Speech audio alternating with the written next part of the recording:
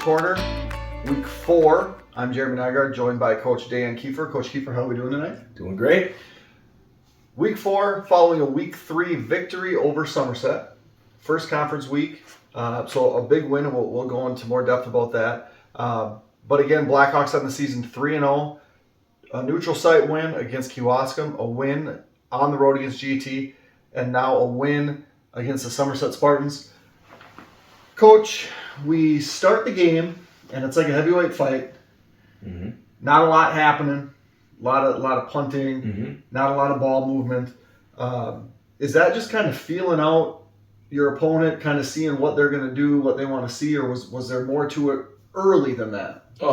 Somerset's a good team. I don't know. I mean, there is always kind of a feeling out period, but I'm sure they're trying like crazy to score on us, and we're trying like crazy to score on them. We didn't execute right away. It took a little while for us to break through, and they did a good job. The middle border is this might be the toughest middle border in the history of the conference, and that's a bold statement. But I really, when you watch the teams, there's a lot of really good teams, and Somerset's one of them. So we end up getting on the board first. I believe that was a Smith to Sell 26-yard touchdown early in the second quarter. Yep. Kick an extra point. We go up 7-0. We end up getting the ball back, and behind on this time the legs of Cal Smith. Mm-hmm. We get in the end zone again. Yeah, that was a bit. I think we had a 4th and 14, and I kind of thought that Somerset was going to bring the house.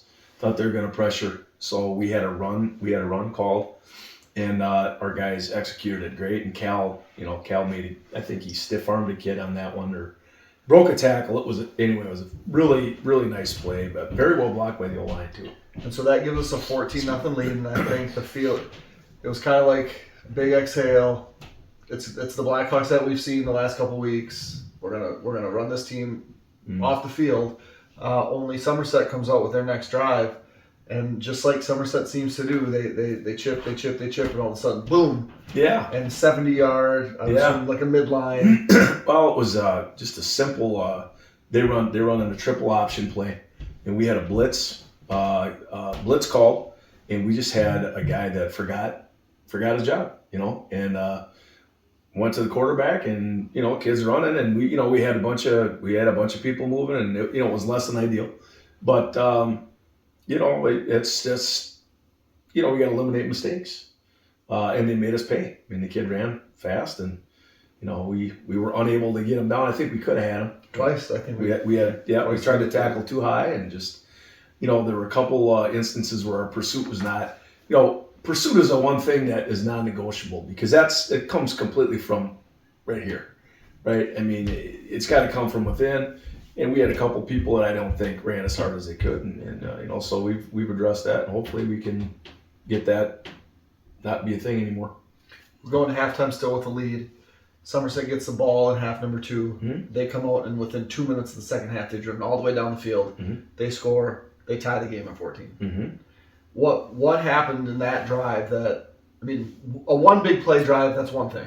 Mm-hmm. But a drive where it's like boom, boom, boom, boom, boom, boom, score. Yeah. That's a little bit different. I think, they're talented at quarterback. Kane Donnelly's a good player.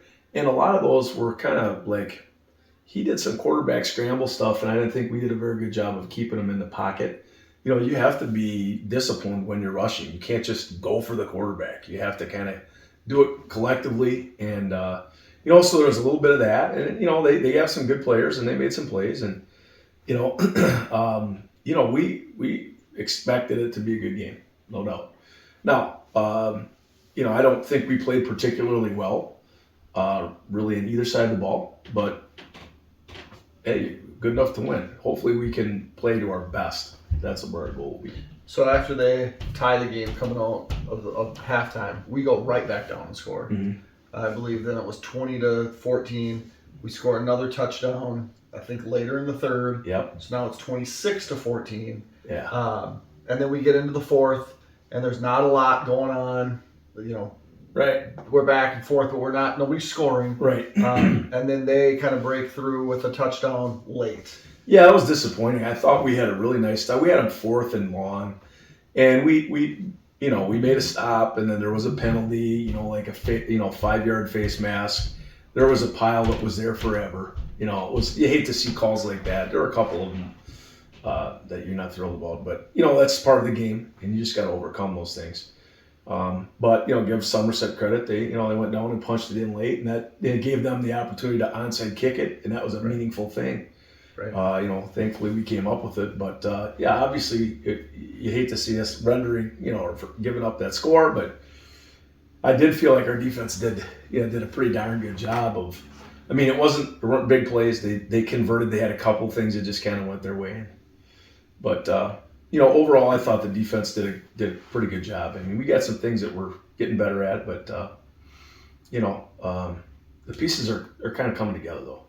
After they get that score, they do the onside kick. We recover, and now it's clock management to try to get the ball back. Mm-hmm. Ultimately, on your end of the clock management, it's, do we throw the ball, potentially stop the clock? Are we going to run for first downs, make them use their timeouts? We were not going to probably throw the ball there. I mean, because I felt like we were going to be able to run it. And we were able to run it. We got a run, and we got a first down. Right. And then that pretty much sealed it. We knew that we could go victory. And right. And that run for a first down. Ooh. So we've talked about Cal transitioning from quarterback to running back and now back to quarterback. Right. And the running back traits, they still like to show up, and sometimes maybe you shake your head because he's your quarterback and they'll live to see another play. Just go down. But in a couple instances, he is being a running back, and he is being a really, really good running back, especially late in the game on that big run. That was one of the most physical runs you're going to ever see in a high school football game. He just lowered the boom. He seeked the kid out and just ran him over. Yeah. And it was, important time in the game. And, that's one thing you like about Cal is Cal wants that. He wants that opportunity. Right. It's okay for him to make a guy miss once in a while, but that doesn't seem like that's in his nature. He just wants to try to run right through your teeth. But you got to love the way he competes. He's a very competitive kid. And so then we, like you said, victory formation, we kneel it, the game's over. Then you're going to vote players of the game. But before you get into who won players of the game, who were some guys that stuck out to you, maybe on Friday night and also after you watched the film? I'm assuming you've watched it probably 5 or 6 times. Yeah, I thought Taden Haldorf really played a nice game at linebacker. He was around the ball a lot. Jackson Johansson played well.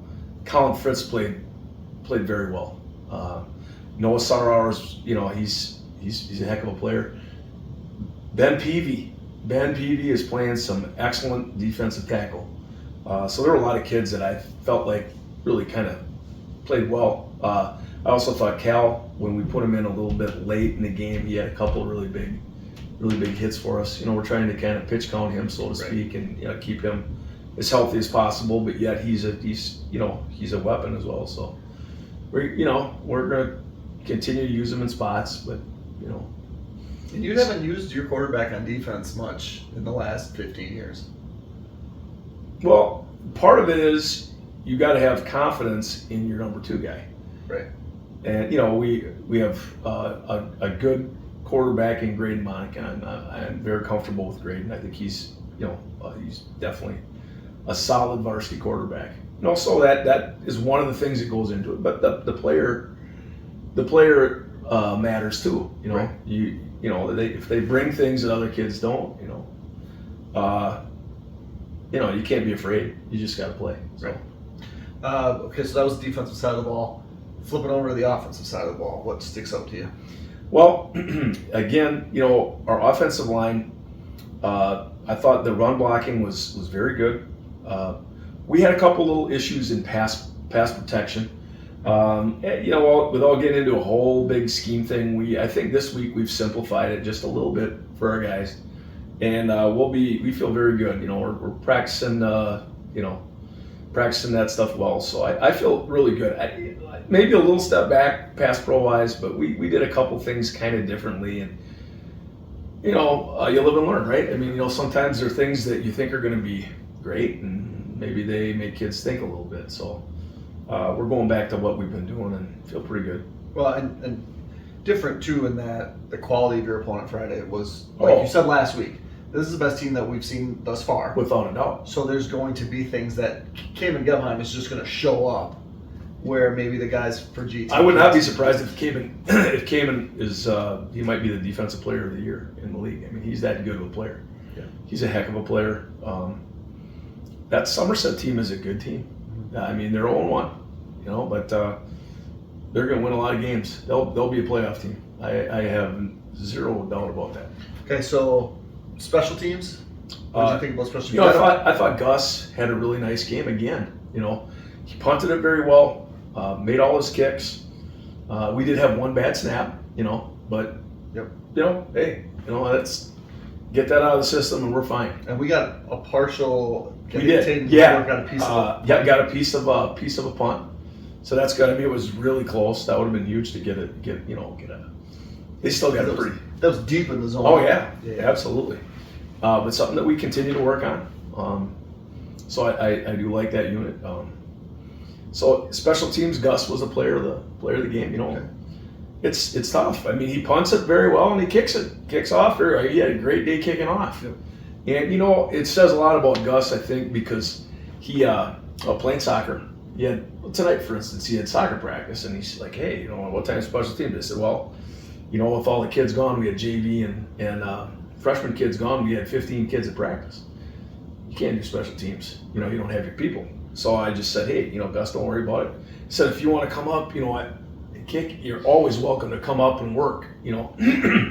So sure enough, when soccer practice was done, he goes in and changes, comes out, and him and we just had got done about 5:30, and Graydon Monacan went up and held for him, and they got a good. I bet you're out there for 25, 30 minutes. So that's great. Right. I mean, he wants to get better, which is awesome. So Gus is your special teams player of the week. How about on the O side and the D side of the ball?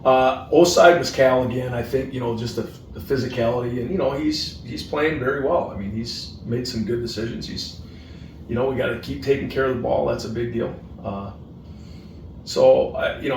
Cal had a terrific game. Gavin also had a nice game. Colin Fritz, if you watch him manhandling people on the perimeter, it's really something to watch, because this kid is one of the best blockers I've ever seen on the perimeter, and a lot of times we have success.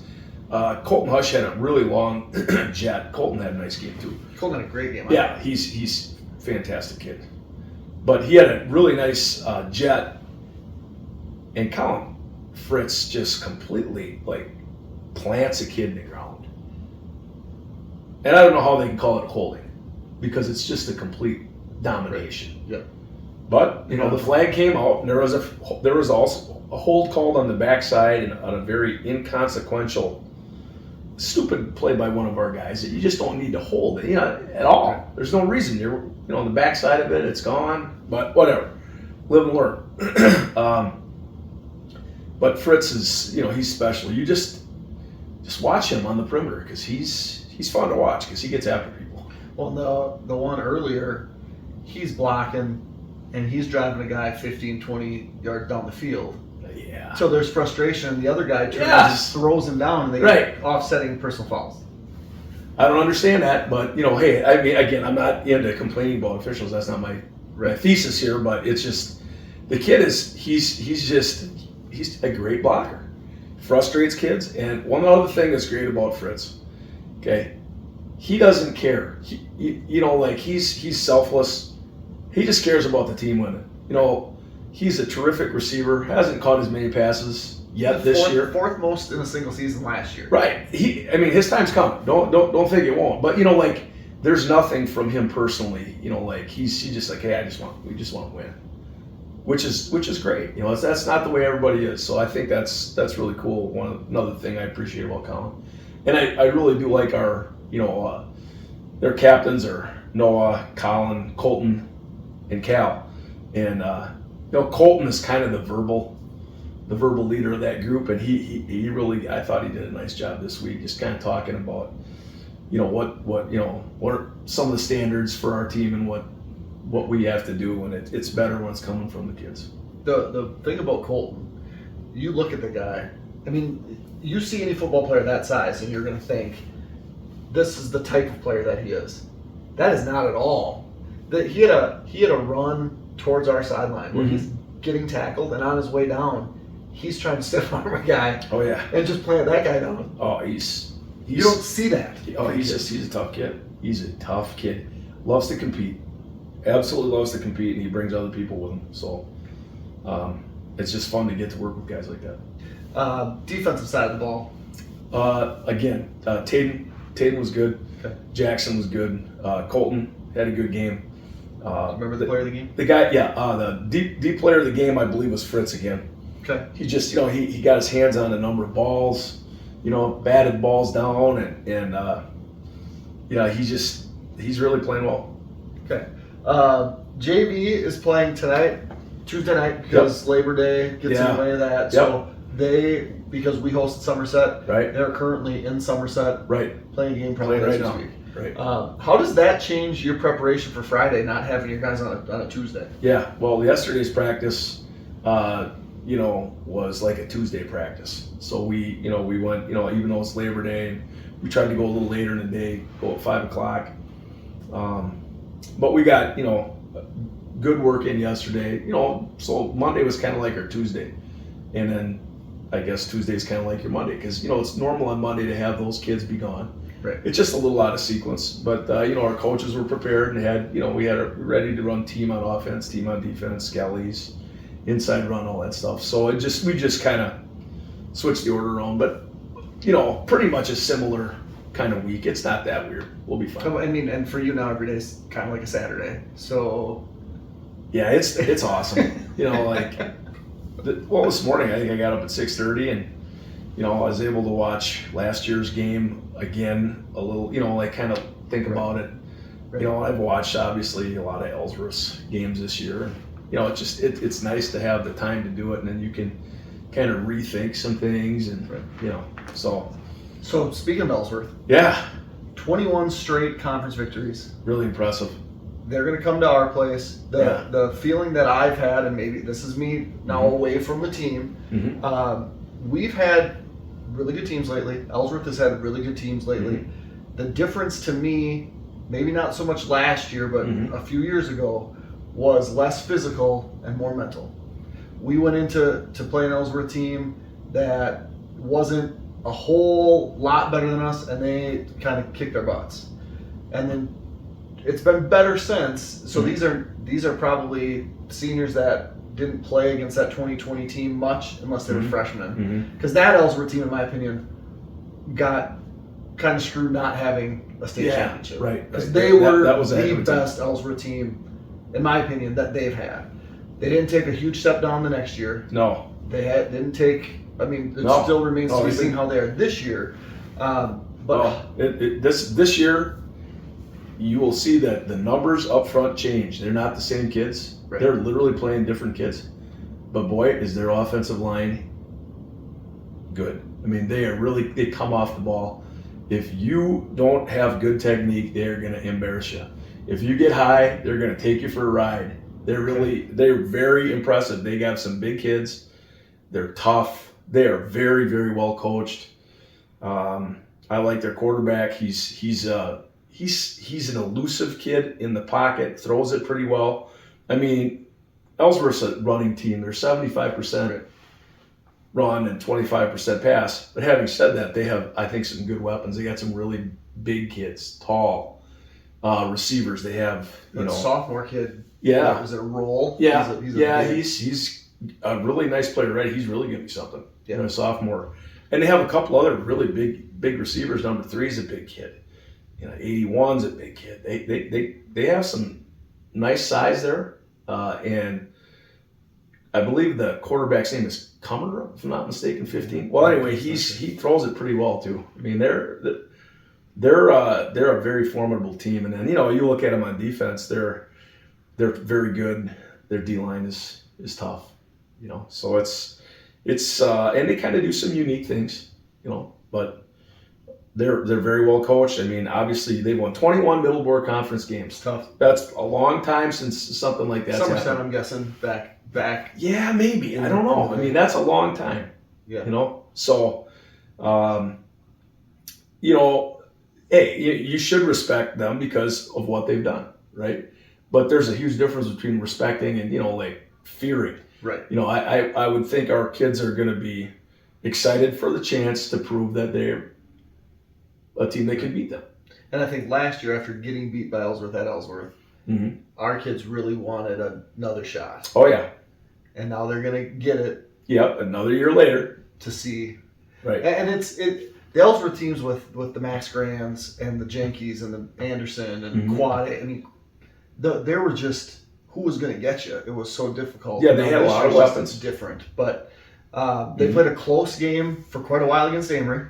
Did you watch this game? Yes, I did. So how did that kind of all transpire? Because tied, right? It was tied. It was tied at 20, yeah. It was a good game. I mean, Amory, they're good. They got some big kids. They're good. You know, they you know, what's the Hockey? Yeah, Hopkey, and then that Whalen kid at quarterback. They're good. They're not bad. You know, they don't have the numbers that. Well, maybe they don't have the numbers. You know, but they went foot to foot and they just tried to bang it at them, and they successfully ran the ball in some cases on Ellsworth. You know, Ellsworth probably just sustained it a little bit longer. I mean, it was a fourth quarter game. There's no doubt about that. You know, so that should not be. That doesn't like say, oh, hey, Ellsworth's not that good.